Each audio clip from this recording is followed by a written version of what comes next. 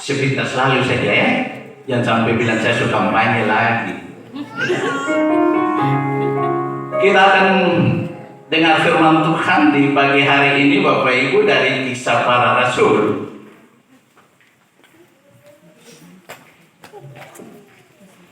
Kisah Para Rasul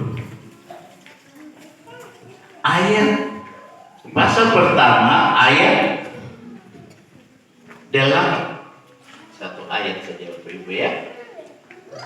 Kisah Para Rasul pasal pertama ayat yang ke-8.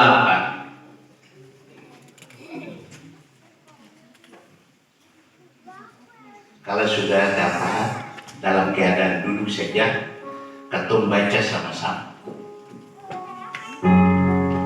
Ayat 8, dengan perikop yang diberikan oleh Lembaga Alkitab Indonesia, Yesus terangkat ke surga. Ayat yang 8, tetapi kamu akan menerima kuasa kalau Roh Kudus turun ke atas kamu, dan kamu akan menjadi saksiku di Yerusalem dan di seluruh Yudea dan Samaria dan sampai ke ujung bumi. Hari Kamis kemarin kita semua seluruh dunia merayakan kenaikan Yesus Kristus, Bapak Ibu. Dia mati, dia lahir, dia mati, bangkit, naik ke surga. Ini merupakan suatu kemenangan bagi umat ciptaan Tuhan. Kita memperoleh suatu kemenangan, kemerdekaan karena Tuhan mau kita semua mau diselamatkan. Allah memberikan anaknya yang tidak bersalah, tidak berdosa, dikorbankan untuk Bapak Ibu dan saya. Kalau demikian seperti itu, apa yang kita harus buat untuk Tuhan? Tuhan tidak tuntut harta kekayaan, uang kita, mobil kekayaan kita. Tuhan tuntut kesetiaan kita kepada Tuhan. Tuhan tuntut supaya kita punya ada harmonis hubungan lewat doa antara Tuhan dengan kita. Oleh sebab itu Bapak Ibu, doa itu sangat penting. Sangat penting, karena doa itu adalah jembatan yang emas antara kita dengan Tuhan. Apa yang merupakan pergumulan kita, kita curahkan lewat doa itu untuk Tuhan. Sering saya bilang, kadang-kadang kita mau doa tuh kalau apalagi makan makanan mungkin bubur saja kita malas doa. Kita semua mengucap syukur. Tapi kalau dia ada daging, ada ikan, semua lengkap, doa dari Sabang sampai Merauke, terkecuali timur-timur. Iya kan begitu. Tapi kalau makan kosong, paling ketemu bapak tuh, saya juga begitu. Kadang-kadang maestro tegur saya terus. Siap saya nih, biasa ada sayur yang bentuk ikan yang papeda kelar. Tapi maestro orang Jawa kan kurang biasa kayak ketemu orang Papua yang Ambon toh. Jadi kadang-kadang kurang asam, saya bersungut juga. Tapi maestro lah makan sudah mengucap syukur. Ya. Jadi ketemu bapak jangan terlalu mengeluh, mengucap syukur, senantiasa kita berdoa. Itu yang dikehendaki oleh Tuhan. Bapak Ibu saudara-saudara yang Tuhan Yesus kasihi, ketika Yesus terangkat ke surga, Yesus menjanjikan Dia akan memberikan pendamping, Dia akan memberikan penolong untuk saudara dan saya. Saudara dan saya tidak tinggal seperti anak yatim piatu.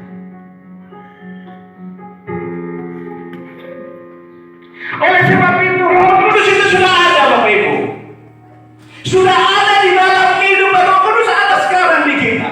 Tetapi bagaimana?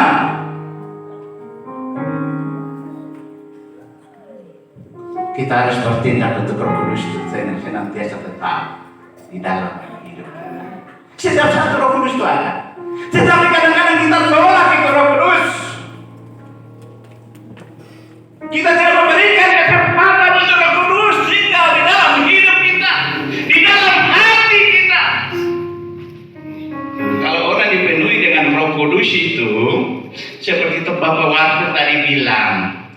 Tidak ada kebun-kebun binatang untuk anak-anak. Babi, anjing. Kalau Roh Kudus ada.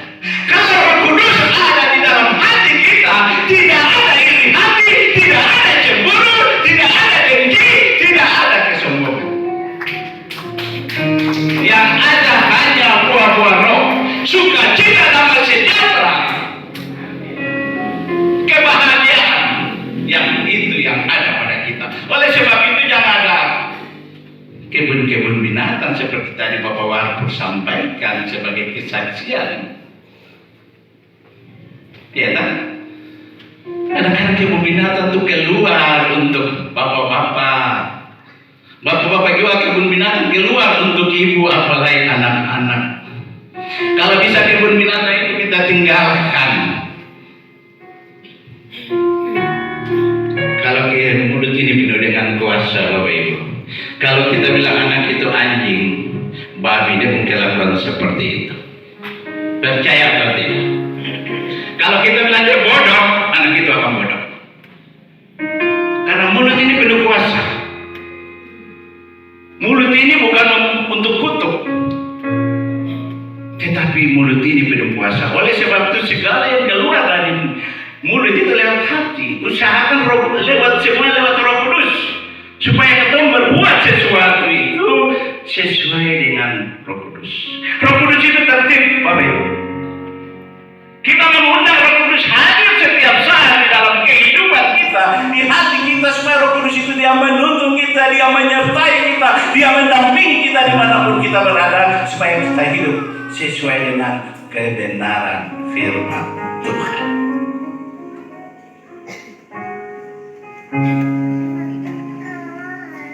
Itu harus jadi berkat, Bapak Ibu. Jadi berkat untuk pekerjaan Tuhan, jadi berkat untuk orang lain, supaya nama Tuhan dipermuliakan.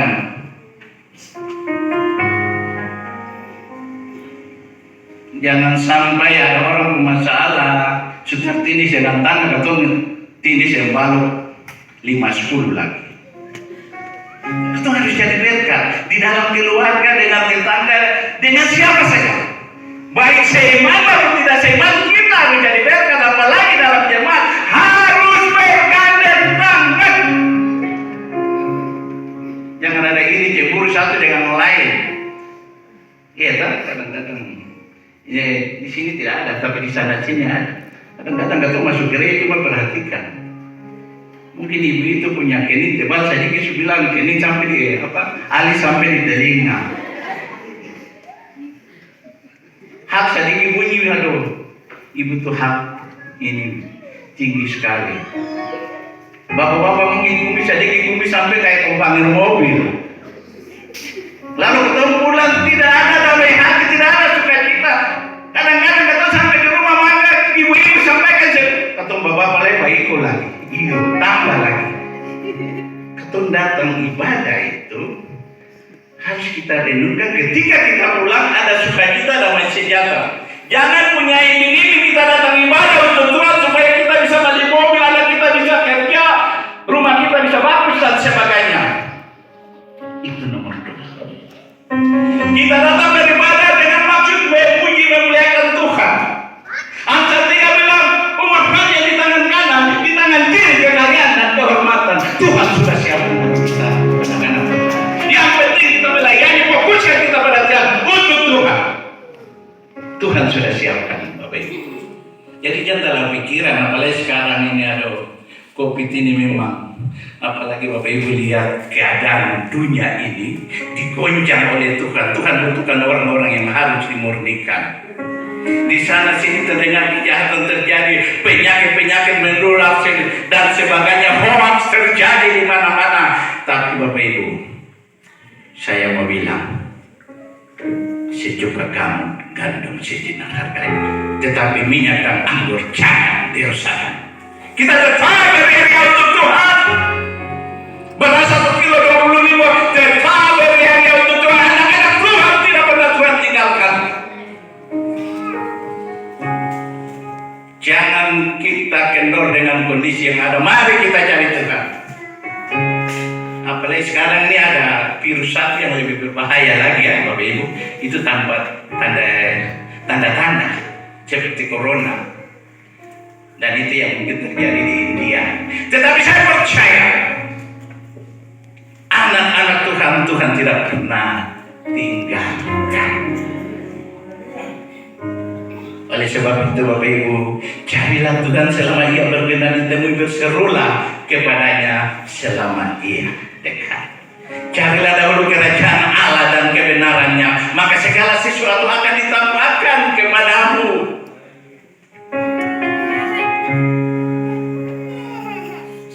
Kejarlah Tuhan selagi masih ada waktu, supaya ketika ujian bilang hidup ini adalah sementara ya. Oleh sebab kita masih kuat, mari kita berbuat yang terbaik untuk Tuhan, supaya ketika kita tidak mampu, kita tidak layak lagi, kita sudah diberkat. Jangan sampai ada berbuat setelah masuk rumah sakit, supasang empul atau cairan, sudah donor darah baru punya komitmen Tuhan. Kalau saya bisa mau melayani, ya mudah-mudahan bisa sembuh. Tapi kalau tidak, kasihan deh loh. Gitu. Ya. Oleh sebab itu Bapak Ibu, masih kuat kita berbuat untuk Tuhan, menjadi berkat bagi orang lain, menjadi berkat bagi pekerjaan Tuhan. Bapak Ibu, jemaat Marau, saya belum lihat tanda-tanda ini. Bertindak, jangan kumpul uang banyak, baru bekerja. Bertindak, ini pekerjaan Tuhan. Bertindak, pasti Tuhan buka jalan. Jangan tunggu uang banyak dulu baru merehat. Terlambat Bapak Ibu kalau Tuhan datang. Rumah ini belum rehat, sedang kita sekomitmen dengan Tuhan. Bertindak dulu. Pasti Tuhan buka jalan. Ini rumah Tuhan, tempat untuk kita beribadah untuk Tuhan. Pasti Tuhan berkati. Jangan tunggu, tahun ini bertindak. Ini saya tantang. Kemarin saya di BTN, saya bilang untuk jemaat, saya datang gereja ini begitu-begitu saja. Saya bilang jangan kita mengharapkan gembala. Kita jemaat ini adalah tulang punggung gembala dengan majelis. Jangan kita tunggu perintah. Tuhan menciptakan kita untuk kita bertindak, untuk melakukan sesuatu bagi kemuliaan nama Tuhan. Jadi itu gereja ini bukan tugas gembala atau majelis. Kita semua, kita ini adalah hamba-hamba Tuhan. Bukan majelis atau gembala. Kita semua adalah gembala Tuhan, tapi hamba Tuhan. Tapi yang terpilih untuk memimpin itu adalah gembala dan didampingi oleh majelis. Tapi kita semua ini hamba-hamba Tuhan. Jangan salah, itu urusan majelis, itu urusan gembala. Itu semua mau diselamatkan toh. Ada 1000 tahun saja.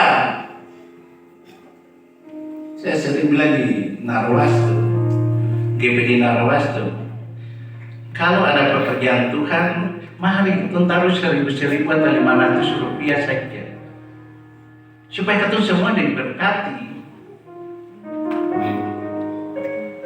Yang kita berdoa untuk Tuhan, minta-minta.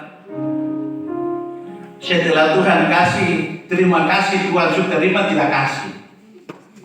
Jangan tipu diri sendiri, ya tak? Kadang-kadang terima kasih Tuhan sudah kasih berkat. Terima ya tidak kasih untuk menjadi berkat untuk orang. Harus. Kalau kita mengatakan kepada Tuhan, terima kasih Tuhan, saya sudah terima, saya kasih pekerjaan Tuhan, saya bantu orang, kan gitu. Yang terima kasih lalu akhirnya berkat itu tertutup Bapak Ibu. Iya tak? Banyak memberi, banyak berkat, sedikit memberi, sedikit berkat, tidak memberi, tidak memperoleh berkat. Jangan sampai Bapak Ibu barang Bapak tuh pegawai jadi tidak. Anak-anak Tuhan bukan jadi ekor tapi jadi kepala, bukan turun tapi naik. Jadi saya pernah bilang jemaat ini, saya renungkan kalimat ini dalam firman Tuhan. Masa orang nelayan petani mau jadi kepala? Yang berbicara kepala hanya bagi pegawai, ya. Mungkin jadi perusahaan. Saya renungkan firman ini Bapak Ibu. Ternyata yang disebut kepala, yang disebut naik tidak turun, artinya apa saja yang diperbuat berhasil. Usaha apa yang diperbuat tetap berhasil. Itu yang disebut kepala. Biar Bapak Ibu buka kios, apanya ini kios Bapak Ibu di tengah, pasti Tuhan berikan berkat itu ke Bapak Ibu. Iya kan? Bapak Ibu pergi, Bapak cari ikan, orang lain tidak dapat, tapi kalau Tuhan kirim berkat itu pasti Bapak dapat yang lompang lagi. Iya kan? Jangan sampai Bapak dapat berkat, ini saya lihat bulan bagus, seperti kayak bulan lagi. Itu Tuhan yang memberikan. Oleh sebab itu, kalau kita setia dengan Tuhan, Bapak Ibu, tidak mustahil. Tuhan akan mencurahkan, membuka pintu-pintu berkat itu, akan mengisi dengan berkat jasmani maupun berkat rohani. Bapak Ibu, saudara-saudara yang Tuhan Yesus kasih, di dalam Roma 8 ayat 28 kita tahu sekarang bahwa Allah turut bekerja dalam segala sesuatu untuk mendatangkan kebaikan bagi mereka yang mengasihi Dia, bagi mereka yang terpanggil sesuai dengan rencana Allah. Bapak Ibu, kadang-kadang saya renungkan, katoran ini berbuat kejahatan, dosa, katoran tidak luput daripada dosa, tapi Tuhan memelihara katoran sampai saat ini. Tuhan memelihara Bapak Ibu dan saya sepanjang perjalanan kehidupan. Banyak hal yang kita lakukan, tetapi Tuhan tidak pernah memperhitungkan dosa dan kesalahan kita.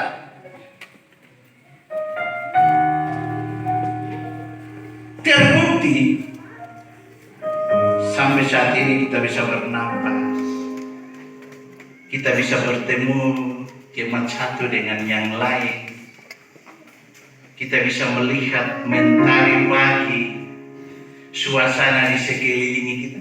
Itulah mujizat Tuhan, itulah anugerah Tuhan. Bukan ketondang mobil baru bilang itu berkat Tuhan. Tidak. Napas yang Tuhan berikan itu adalah suatu mujizat yang Tuhan nyatakan dalam kehidupan kita. Oleh sebab itu setiap pagi, di sini mungkin tidak ada, tapi di sana sini ada. Apalagi kalau ketujuh bangun terlambat. Anak-anak di sekolah lompat tanpa tidur, tak berdoa mengucap syukur lagi. Iya tak? Padahal pagi itu harus ketemu mengucap syukur, malam kita ketemu berdoa. Coba kalau ketemu tidur seterusnya, tidak bangun-bangun. Tapi kalau ketemu bangun pagi itu, karena kasih setia Tuhan tak habis-habis rahmatnya, setiap pagi itu baru bagi kita. Oleh sebab itu ucapan syukur itu harus ada. Makanya Roh Kudus ini kita minta. Kalau Tuhan sudah naik ke surga, supaya Roh Kudus mendiami hidup kita, supaya kita melakukan segala sesuatu sesuai dengan kehendak dan kebenaran firman Tuhan. Andalkan Tuhan di dalam kehidupan kita, tampilkan Tuhan di anjungan hidup kita. Jangan tinggalkan Tuhan di muritan bagian belakang. Seperti murid-murid ketika mereka berlayar, mereka memberikan kesempatan untuk Tuhan tidur di muritan di bagian belakang. Muritan berbicara tentang tidak memperdulikan Tuhan. Dalam kehidupan ini berikan kesempatan untuk Tuhan tidur di anjungan hidup kita, supaya badai gelombang apapun Tuhan tetap melindungi, menyertai. Cuma kadang-kadang kalau sudah berkat atau lupa, sampai sudah ada masalah persoalan baru ketonatan di kaki Tuhan. Ya tadi 1 Tesalonika 5 dia bilang mengucap syukur senantiasa tetap berdoa. Susah dan senang kita harus mengucap syukur untuk Tuhan. Jangan diberkati banyak berkat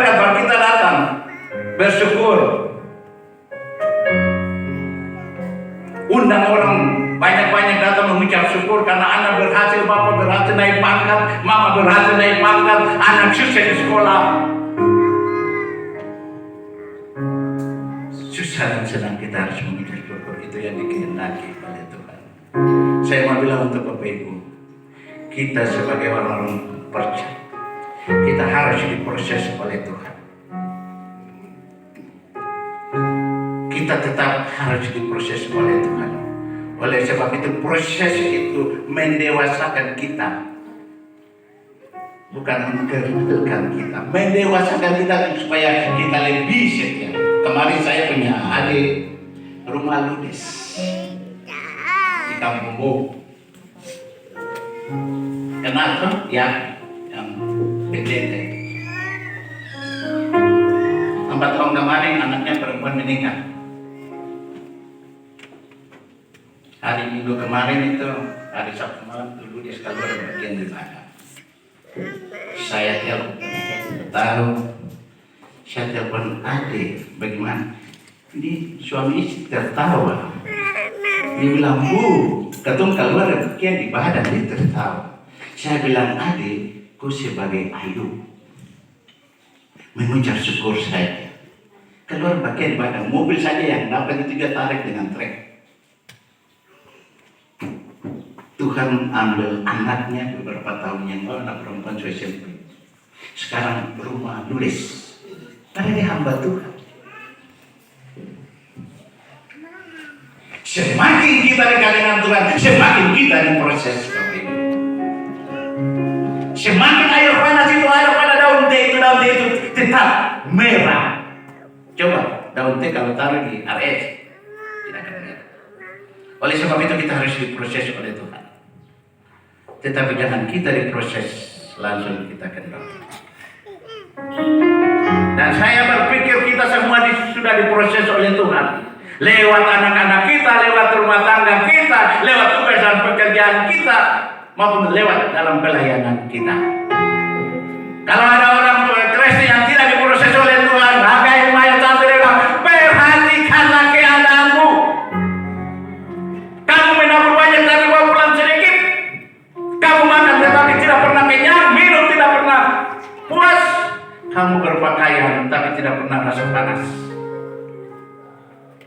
Kamu bekerja untuk membayar upah, tetapi taruh upah itu di pundi-pundi yang berlobang. Oleh sebab itu Bapak Ibu, marilah kita cari Tuhan. Hari-hari ini adalah hari-hari yang penuh dengan jahat. Bapak Ibu bisa lihat di medsos, di media massa banyak terjadi kejahatan, penyakit-penyakit menular. Dan inilah waktunya, tanda-tanda sama. Waktu sudah singkat Bapak Ibu. Untuk merayakan Natal saja, tinggal merayakan Natal lagi. Berarti itu sudah singkat. Saya bilang untuk Bapak Pendeta, katung tua muda-muda. Saya ini sudah 57 tahun. Bapak Warmu 75 ya? Bonus 5 tahun itu Pak. Bapak Gembala kemarin seberapa itu? Ya? 74. Bapak Gembala dengan saya ulang tahun sama. Jadi kemarin katung merayakan di sini. Bapak Warmu saja 75 tahun tapi masih gagah, masih ganteng kayak anak 17 tahun. Itu karena hidup di dalam Tuhan. Tuhan menggendong rambut sampai rambut putih, Tuhan tetap menggendong kalau kita hidup di dalam Tuhan. Kalau orang hidup dalam Tuhan tuh, Bapak Gembala sering bilang nyamuka kayak kadondong. Apalagi ibu kalau tanggal tua, atau bulan terlambat, itu saya suka yang banting. Berarti ini syukuran. Mengucap syukur saja Bapak Ibu. Kalau kita hidup dalam Tuhan, Tuhan tidak pernah meninggalkan. 1000 jatuh di samping kiri, 10.000 samping kanan, tetap kita teguh. Artinya kita tidak pernah rasa berkekurangan. Daud menyatakan bahwa sejak aku muda sampai aku tua rambut putih ini, aku tidak pernah melihat orang benar anaknya minta. Ya. Tuhan itu kaya.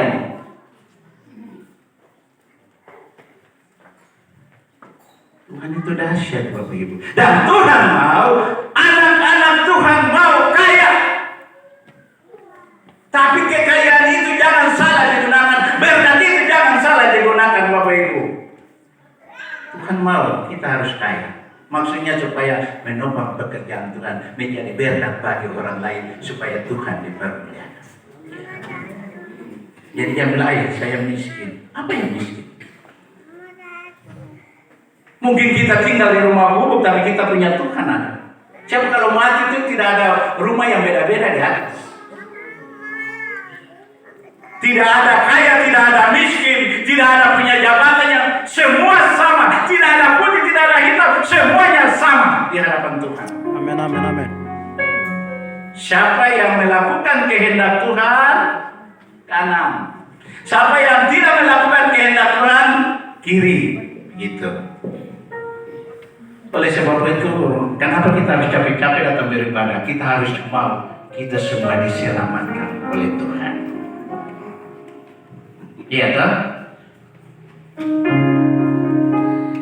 Dulu bulan 2000 tahun itu zaman berlalu ya. Setiap 2002 itu sejarah. Tapi sekarang sudah berapa ini?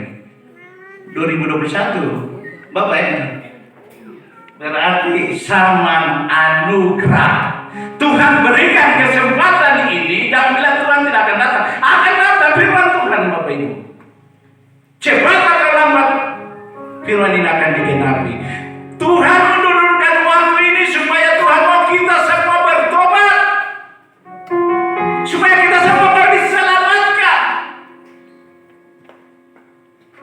Ya bilang, tunggu dah ketemu nenek-nenek lah sampai sekarang belum ada tanda-tanda. Tuhan datang seperti pencuri pada malam hari. Bapak terangkat, ibu tinggal, ibu terangkat, bapak tinggal, anak terangkat, orang tua tinggal. Oleh sebab itu ya, kita semua harus. Siapa bilang, saya tidak bilang saya ini tidak berdosa, saya manusia tetap berdosa. Tapi kita harus berbuat segala sesuatu menuju kesempurnaan apa yang difirmankan oleh Tuhan. Tuhan mau supaya kita semua diselamatkan. Oleh sebab itu, apa yang Tuhan jadikan Roh Kudus sebagai pendamping kita, Roh Kudus untuk menyertai kita, Roh Kudus sebagai penolong itu, undang hadir di dalam hati kita, di dalam hidup kita, dalam rumah tangga kita, dalam anak-anak kita, supaya kita sekarang selalu hidup sesuai dengan tuntunan dan kuasa Roh Kudus. Kemarin saya di Manado, Bapak Ibu, ada satu ibu jatuh sakit.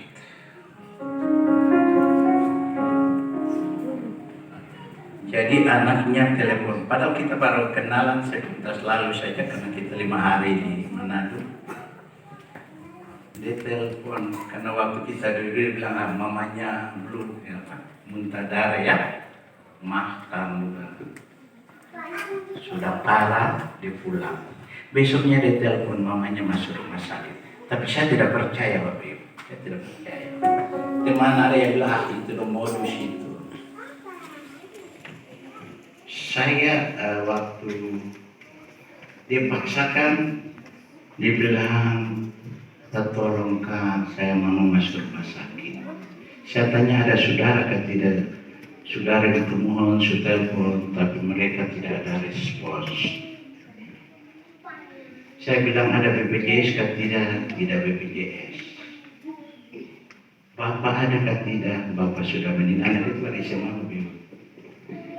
Ditinggal telepon terus. Saya ada dengan rombongan di Danau Lino, datang ada di objek wisata situ.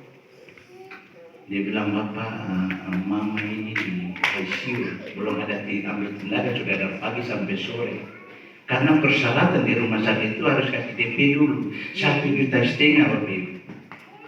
Baru Saya dokter ambil tindakan. Ditinggal paksa terus. Karena mamanya punya HP juga sudah 4. Sampai saya tanya dia, Pak Tangke Lisan, kenal Guru Yonas Tangke Lisan? Dia bilang tidak kenal. Saya tidak percaya juga Bapak Ibu. Tapi setelah itu dikirim, ada di HP sini, dikirim mamanya tuh di ICU. Sementara ada pasien cairan, tapi belum ambil tindakan. Di situ saya terharu Bapak Ibu. Saya terharu. Saya bilang di Oke bisa, ini tidak ada ATM. Tapi sampai dia menangis. Dia bilang, saya mau minta bantu. Dari siapa lagi? Saya ini hati tergerak Bapak Ibu. Saya bilang kalau begitu panggil dokter. Saya bicara dengan dokter. Saya menyamar bahwa itu saya punya orang tua. Saya bilang, Dok, tidak bisa ambil tindakan untuk mama saya, Kak. Dokter bilang tidak bisa, Pak, ini aturan, harus DP dulu, baru kita ambil tindakan. Saya bilang, saya jamin dokter, saya ini anaknya. Saya dari Papua, baru tiba ada kegiatan jam 6, saya akan donasi. Dokter bilang, terima kasih Bapak, kami ambil tindakan. Padahal ketemu dulu ada santai-santai di objek wisata sih sampai 8:30 Bapak Ibu. Don't telepon lagi, sudah jadi jam 6, kenapa sampai sekarang belum transfer uang? Begitu Bapak Ibu, pas kita mau pulang, saya bilang sebenarnya mampir di hotel karena di depan ada ATM, saya transfer Bapak Ibu. Saya transfer, besoknya HB-nya turun 4, saya harus tanggung 4 kantong lagi. Saya sudah sampai di Makassar, dia menangis-menangis lagi. PMI tidak mau kasih darah 4 kantong. Harus bayar dulu 1 kantong 250. Sampai di Makassar di bandara saya cari saya kirim 2 kantong pun harga dulu. Saya bilang nanti dibiar berdua lagi. Saya sampai dibiar saya bilang itu ini saya tunjuk buktinya ini. Mamanya bisa. Kau kirim harga 2 kantong lagi untuk itu. Itulah bukan berarti saya punya uang, tidak. Tuhan tahu ketika ada sesuatu itu ada. Tuhan menggerakkan dan itu ada maksud dan rencana Tuhan. Kayak ikut saya mau untuk apa? Saya mau korban banyak-banyak begitu kan? Saya juga tidak punya saudara tidak. Tetapi yang dimaksud dengan berkat untuk siapa saya? Kita harus menjadi berkat. Jangan orang Ambon bilang lihat muka merah baru bantu. Lihat orang itu punya jabatan ada baru bantu. Lihat orang itu punya kekayaan baru bantu. Jangan. Lebih baik ketemu bantu orang kurang. Supaya kata upah itu ada di surga. Iya toh, kadang-kadang ketemu begitu.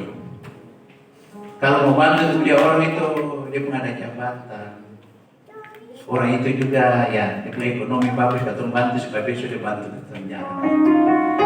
Bantu orang yang berkekurangan, bantu janda, bantu anak yatim piatu, upah kita besar di surga. Kasih itu menutupi segala dosa kita. Itu firman Tuhan, bukan saya yang bilang. Bukan Lawrence yang bilang tadi, firman Tuhan bilang kalau kita punya banyak kasih, dia menutupi dosa kita.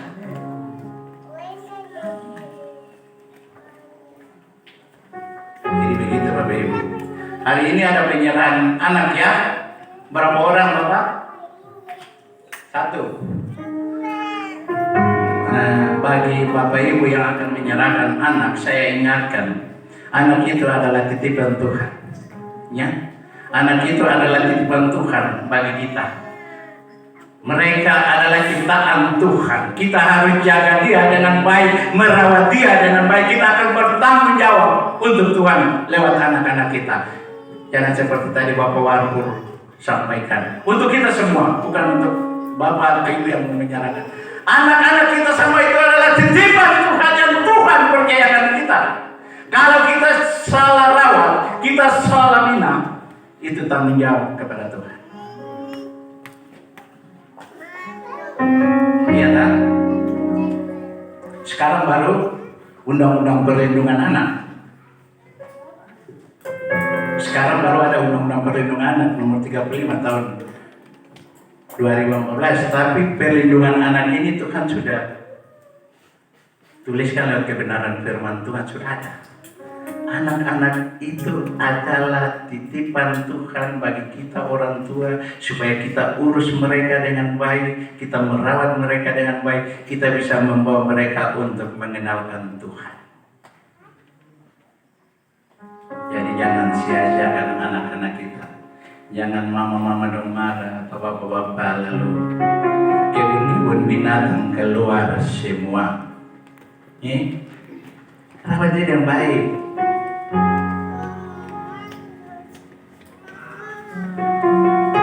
Ibu-ibu, anak baru 1 bulan jangan dulu pakai susu kaleng supaya ada kontak batin antara anak dan orang tua.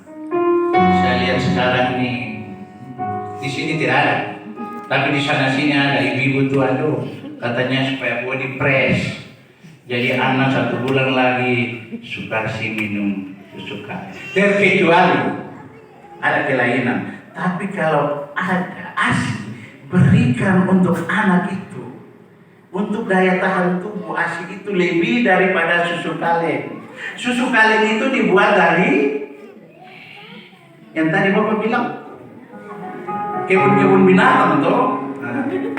Nanti kalau paksa kasih minum dan susu kaleng, anak nggak lakukan kayak yang tadi Bapak bilang tuh, kebun-kebun binatang baru mau malu. Ya. Ini saya tambah sedikit, supaya anak itu IQ-nya bagus, Bapak Ibu. ASI itu sangat bagus. Jadi, apalagi yang muda-muda, kalau sulap itu jalan. Yang mau bilang body press, jadi sudah minum susu kaleng, kasihan. Akhirnya anak bisa alergi dan sebagainya. Anak bertumbuh tidak sehat. Ya. ASI itu bagus. Oleh sebab itu kehidupan kita harus begitu. Jadi anak itu harus perhatikan mulai dari dia lahir, dari janin dia lahir, dia bertumbuh sampai jadi dewasa. Kita bertanggung jawab, kita sebagai orang tua. Ya, kita sebagai orang tua. Jangan main tua ada hamil baru bapak pulang tinggal bikin main tua menangis terus. Kadang-kadang begitu. Apalagi kasih goyang sedikit, anyus sedikit, cuma itu buka pintu terlambat pecah. Mama menangis. Janin dalam kandungan pengaruh, Bapak Ibu. Karena gen akan diturun. Kalau misalnya seorang ibu sementara hamil dan sering menangis atau cerewet, anak itu akan lahir seperti itu. Coba Bapak Ibu. Lebih baik pada saat itu suka menyanyi saya supaya anak itu dia bisa puji Tuhan di atas altar, dia bisa jadi artis daripada dia cengeng, menangis, cerewet toh. Ya, begitu kan? Jadi bapak-bapak, itu bapak kadang-kadang egois lagi. Saya bilang saya juga laki-laki. Kadang-kadang mau mementingkan diri sendiri. Segala keputusan di dalam tangan saya karena saya imam dalam keluarga. Saya mencari nafkah dan sebagainya, tapi tidak memperhitungkan beban yang ibu bekerja 9 bulan. Ibu urus anak itu mulai dari lahir sampai dia tangan jadi kasur, mata jadi lampu, mulut ini selalu seperti di karaoke menyanyi lagu rohani sampai habis, lagu pop juga habis. Akhirnya jadi bapak-bapak begitu. Jadi bapak-bapak, ibu-ibu, ya, keluarga Tuhan yang dikasihi. Kalau kita hidup dalam rumah tangga yang baik, kita bangun mesbah doa, rumah tangga kita akan diberkati, anak hidup kita akan diberkati, pekerjaan kita akan diberkati, usaha kita akan diberkati. Dan kita tidak pernah hilang dari pandangannya Tuhan. Demikian firman Tuhan di pagi hari ini. Biarlah firman Tuhan ini mengingatkan kita supaya kita senantiasa berseru kepada Tuhan. Kita senantiasa membangun mesbah di dalam keluarga kita, di dalam jemaat kita. di tempat pekerjaan kita maupun di lingkungan di mana kita berada. Wujudkan saya ini adalah anak-anak yang hidup takut akan Tuhan. Demikian firman Tuhan, kita angkat pujian sehingga semangat.